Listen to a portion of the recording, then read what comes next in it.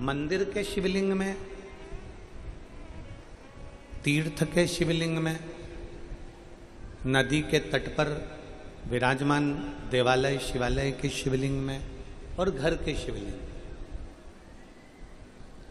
क्या अंतर है? घर के शिवलिंग में, बाहर के शिवलिंग में, मंदिर के शिवलिंग में, देवालय शिवालय के शिवलिंग में, तीर्थ के शिवलिंग में क्या अंतर? शिव महापुराण की कथा कहती है, भगवान शंकर का चरित्र कहता है, शिव तत्व कहता है। भगवान शंकर की पावन कथा कहती है, तुम्हारे घर में, शिवालय में, देवालय में, तीर्थ में, नदी के तट पर जो भी शिवलिंग विराजमान, जो भी शिवलिंग, उसमें सबसे मूल है आपका विश्वास।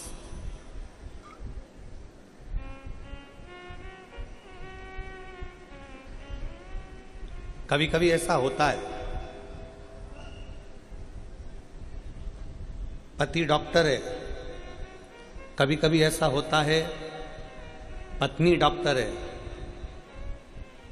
बेटा डॉक्टर है या बेटी डॉक्टर है, बहू डॉक्टर है या तुम्हारा देवर या देवरानी कोई डॉक्टर है। देवरानी ने तुमको दवाई बताई, देवर ने तुमको दवाई बताई, या बेटे ने तुमको दवाई बताई, पत्नी ने तुमको दवाई बताई, या पति ने तुमको दवाई बताई।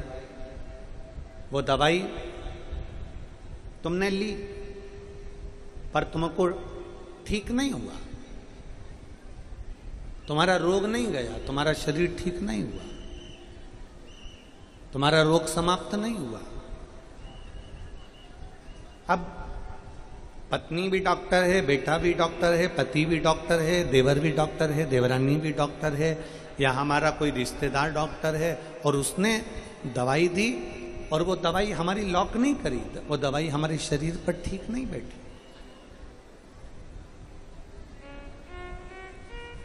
अब तुमने परिवार वाले से इलाज करवाया, परिवार वाले से इलाज करवाया तो वो ठीक नहीं बैठा, तो तुम क्या करी? अब तुमने कहा कि अब मैं दूसरे डॉक्टर के पास जाऊंगी, और दूसरे डॉक्टर से तुमने इलाज करवाया, दवाई ने असर करना प्रारंभ करा और तुम ठीक हो गई। तो इसका मतलब ये है क्या कि हमारी देवरानी, हमारा देवर, हमारी पत्नी, हमारा पति, या हमारा बेटा, या हमारी बहू, या हमारी बेटी, या हमारा दामाद अच्छा डॉक्टर नहीं है? इसका मतलब ये है क्या कि हमारा घर का व्यक्ति अच्छा डॉक्टर नहीं है? ऐसा नहीं। डॉक्टर की पढ़ाई उसने भी करी है, डॉक्टर की पढ़ाई उसने भी करी, इसलिए वो शरीर पर लॉक नहीं करी, इसलिए वो शरीर के लिए लॉक नहीं कर पाए, शरीर पर वो असर नहीं कर पाए।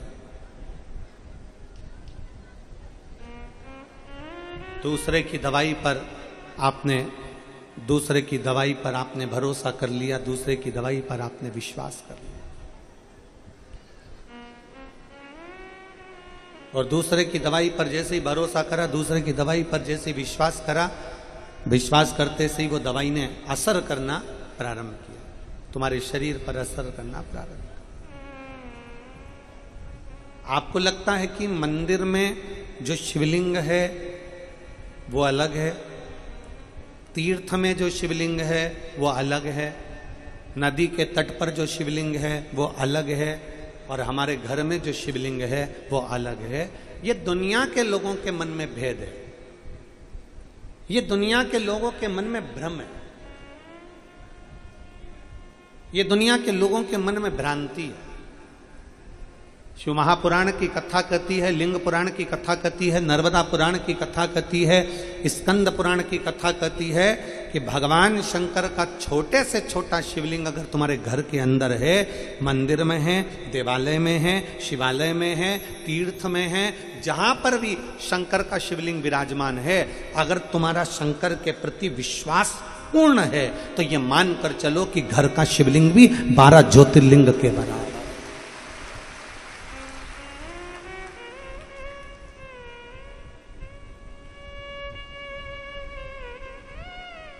अगर तुम्हारा विश्वास पूर्ण है तो घर का शिवलिंग भी 12 ज्योतिर्लिंग के बराबर है।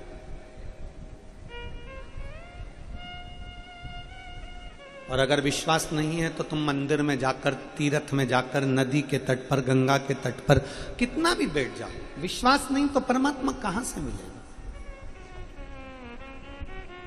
मानो तो मैं गंगा मां हूं और ना मानो तो बहता पानी। आप मानोगे तो मैं गंगा हूं, आप मानोगे तो मैं गोदावरी हूं, आप मानोगे तो मैं गोमती हूं, आप मानोगे तो मैं यमुना हूं, आप मानोगे तो मैं सरयू हूं, आप मानोगे तो मैं मंदाकिनी हूं, आप मानोगे तो मैं सरस्वती हूं, आप मानोगे तो मैं नर्मदा हूं। ये आपके ऊपर निर्भर करता है कि आप क्या मान रहे। ये आपके ऊपर निर्भर करता है कि आप शिव तत्व को कैसे भज रहे हो।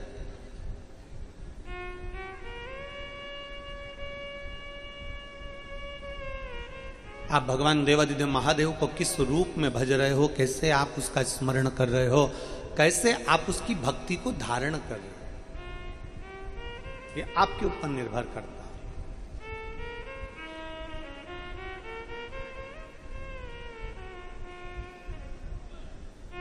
किसी किसी की आदत रहती है, घर में पत्नी भोजन बनाती है तो उसमें स्वाद नहीं लगता, घर में बहू ने भोजन बनाया तो उसमें स्वाद नहीं लगता, घर में परिवार के लोग भोजन बना दिए, जेठानी ने बना दिया, देवरानी ने बना दिया तो उसमें स्वाद नहीं लगता। किसी किसी की आदत रहती है कि वो बाहर का भोजन की तारीफ करता है पर घर के भोजन की तारीफ नहीं कर पाता। क्या बनाया है तुमने? इसमें नमक नहीं है, इसमें मिर्ची नहीं है, इसमें स्वाद नहीं है, इसमें ऐसा कर दिया, इसमें वैसा कर दिया।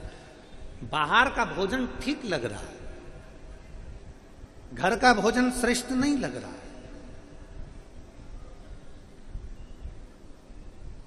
और किनकी गलती है? जिसको घर का भोजन ठीक नहीं लग रहा और बाहर का भोजन ठीक लग रहा है, इसमें गलती किसकी है? इसमें गलती है घर के माता पिता की। बच्चे को घर का भोजन नहीं भाया, बाजार से टमाटर सॉस बुलवाया, दे दिया। घर का भोजन नहीं भाया, बाजार से थोड़ा सा मिक्सचर बुलवाया, दे दिया। घर का भोजन नहीं भाया, बाहर से कुछ बुलवाया, दे दिया।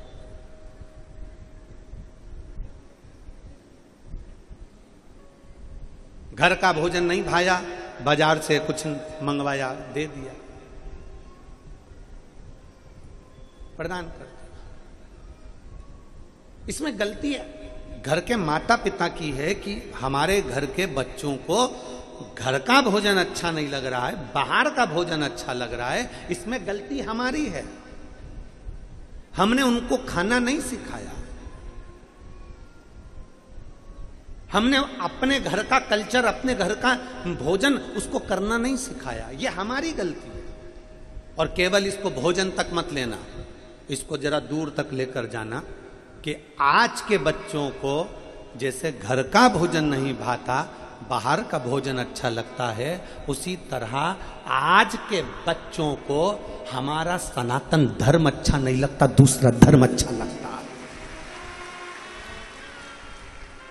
उसमें गलती किसी की नहीं है, गलती हमारे संस्कारों की है। हमने गलती करी है कि अपने बच्चों को संस्कारों से विहीन रखा। पढ़ो पढ़ो पढ़ो पढ़ो पढ़ो, अच्छा पढ़ो और पढ़ो, ऐसा पढ़ो। कहाँ जा रहे हो? किस लिए जा रहे हो? क्या करना? मम्मी सुंदरकांड का पाठ है, मम्मी राम जन्मोत्सव है, मम्मी कृष्ण जन्मोत्सव है। घर में पढ़ाई कर, नहीं जाना। सुंदरकांड का पाठ है, नहीं जाना। रामायण है, नहीं जाना। कीर्तन हो रहा है, नहीं जाना। मम्मी वारकरी संप्रदाय के सभी लोग हरि विठ्ठल पांडुरंगा के आषाढ़ी एकादशी पे जा रहे हैं, नहीं जाना। माता पिता ने कंट्रोल करा केवल धर्म पर, माता पिता ने कंट्रोल करा केवल सनातन धर्म पर, माता पिता ने कंट्रोल करा केवल हिंदू धर्म पर। माता पिता ने यह कंट्रोल नहीं करा कि संडे के दिन तुम्हारा बेटा कौन से चर्च पर जा रहा है। माता पिता ने कंट्रोल नहीं करा कि तुम्हारा बेटा किस जगह पर जाकर खड़ा हो रहा है। माता पिता ने यह कंट्रोल नहीं करा कि तुम्हारा बेटा किसकी संगत में पड़ा है। थोड़ा बहुत अगर बच्चा शिव महापुराण से लग जाए ना थोड़ा बहुत बच्चा अगर शिव पुराण में जाने लगे, बहुएं शिव पुराण में जाने लगे, बच्चे शिव पुराण में जाने लगे, घर के पत्नी अगर बहुत देर तक मोबाइल में शिव पुराण सुनती रहे तो पति उसको टॉर्चर करने लगता है, तू तो चली जा सी और जा।